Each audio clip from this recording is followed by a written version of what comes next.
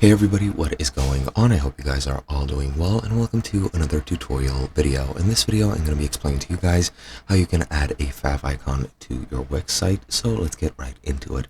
Now, before we get into it, I want to preface this by saying that adding a favicon is a premium feature, so you do need to upgrade your Wix if you don't have a subscription. Now, once we've gotten that out of the way, what we can do is go into the settings from our site dashboard. This is the dashboard for one of my sites, and we can easily go to the settings here in the bottom left on this left pane here. Now, once you're here, you want to go into website settings over here, and this opens, of course, the website settings page. Now, this is where you're going to be changing your favicon, and as you can see, it is the third section from the top, as you can see here.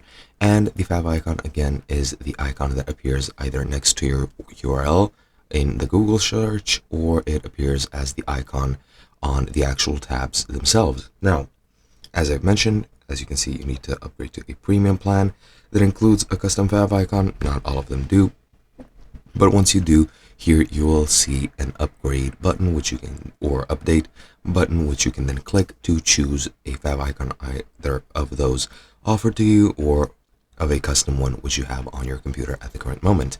And that is pretty much it. Hope you guys enjoyed, and I'll be seeing you guys next time.